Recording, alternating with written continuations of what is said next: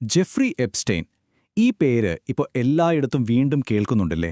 വർഷങ്ങളായി ഒളിപ്പിച്ചുവെച്ച ഒരുപാട് രഹസ്യങ്ങൾ, ലോകത്തിലെ തന്നെ ഏറ്റവും ശക്തരായ ചിലരുടെ പേരുകൾ, അതെല്ലാം ഒന്നൊന്നായി പുറത്തേക്ക് വരികയാണ്.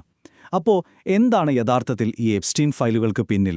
നമുക്ക് ഇതിന്റെ ഉള്ളിലേക്കൊന്നിറങ്ങിച്ചെല്ലാം. അപ്പോൾ എല്ലാവരും ചിന്തിക്കുന്നൊരു കാര്യമുണ്ട്.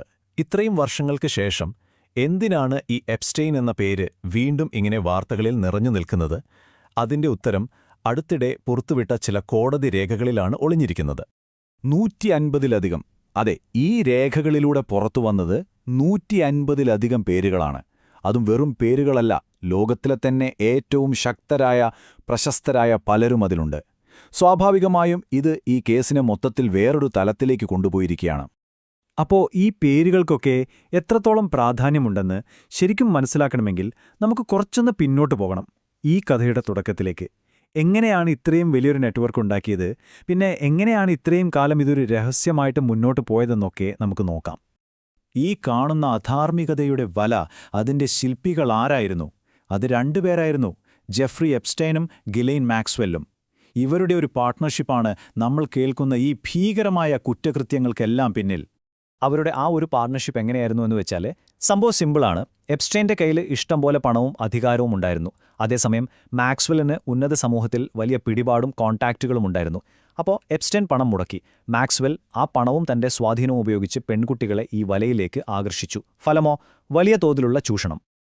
ഇരകളിൽ ഒരാളായ വിർജീനിയ ജുഫ്രെ പറഞ്ഞൊരു വാക്കുണ്ട്. അത് കേൾക്കുമ്പോഴാണ് നമുക്കിതിന്റെ ഭീകരത മനസ്സിലാവുക.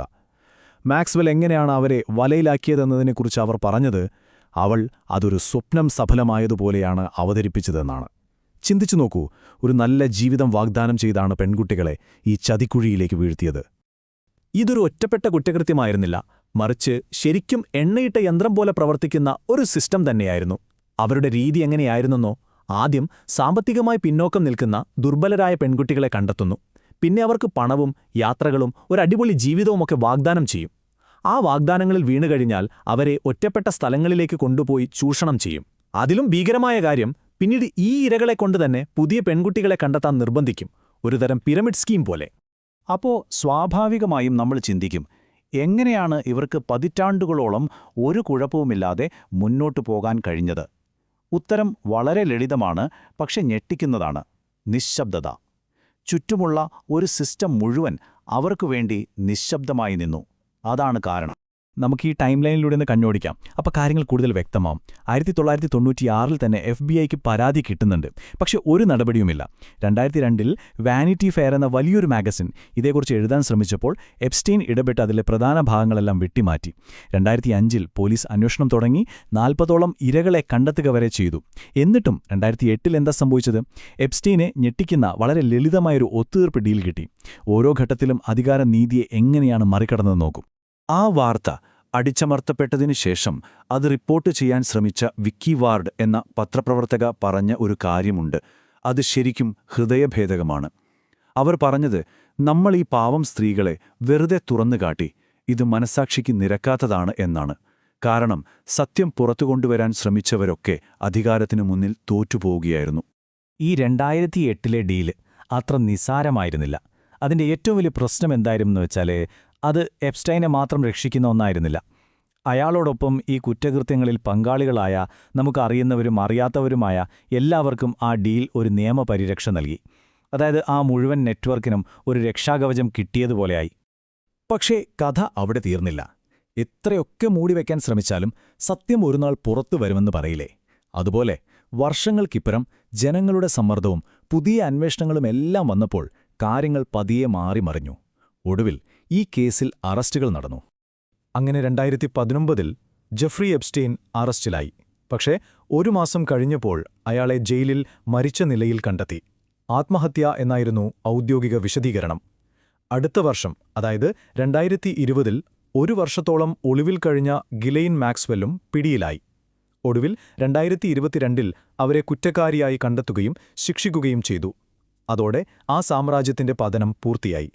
ഇനി നമുക്ക് നീതിയുടെ ഒരു വൈരുദ്ധ്യം നോക്കാം.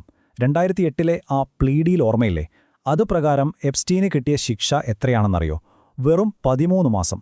അതും പോരാഞ്ഞിട്ട് ദിവസവും 12 മണിക്കൂർ ജയിലിന് പുറത്തുപോയി ജോലി ചെയ്യാനും അനുവാദമുണ്ടായിരുന്നു. അതിനൊരു ശിക്ഷയെന്ന് വിളിക്കാൻ പറ്റുമോ? ഇനി ഗിലെയ്ൻ മാക്സ്വെല്ലിന്റെ കാര്യം നോക്കൂ. വർഷങ്ങൾക്ക് ശേഷം അവർക്ക് കിട്ടിയ ശിക്ഷ 20 വർഷത്തെ തടവാണ്. ഇതാണ് ഞാൻ പറഞ്ഞത്. നീതി ഒരുപാട് വൈകിയെങ്കിലും ഒടുവിൽ നടപ്പിലായെന്ന് പറയാം. ആ 2 സംഖ്യകൾ തമ്മിലുള്ള വ്യത്യാസം തന്നെ അതിന് തെളിവാണ്. ഓക്കെ, അപ്പം നമുക്ക് തിരിച്ച് ഇപ്പോഴത്തെ വിഷയത്തിലേക്ക് വരാം. ഈയിടെ പുറത്തുവിട്ട ഫയലുകൾ, അതിലെ പേരുകൾ, എന്തുകൊണ്ടാണ് അതിന് ഇത്രയധികം പ്രാധാന്യം? ആ രേഖകൾ യഥാർത്ഥത്തിൽ എന്താണ് വെളിപ്പെടുത്തുന്നത്?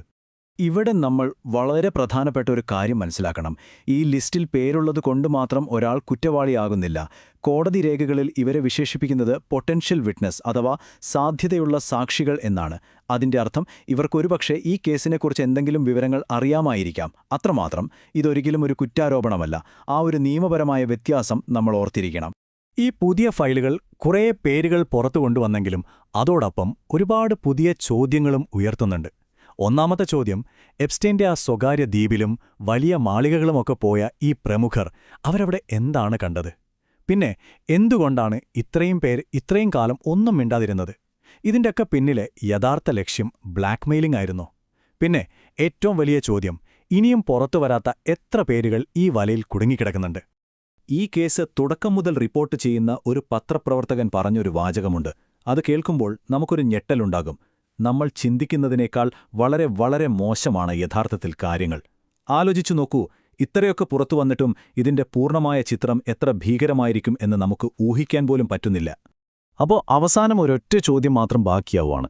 ഇപ്പോഴും ലോകത്തിലെ ഏറ്റവും ശക്തരായ പലരും ഈ വിഷയത്തിൽ ഒന്നും മിണ്ടുന്നില്ല. അപ്പോൾ ഈ സമ്പത്തിന്റെയും അധികാരത്തിന്റെയും ഒക്കെ നിഴലിൽ ഈ കഥയുടെ മുഴുവൻ സത്യവും എപ്പോഴെങ്കിലും പുറംലോകം അറിയുമോ? അതൊരു വലിയ ചോദ്യചിഹ്നമാണ്.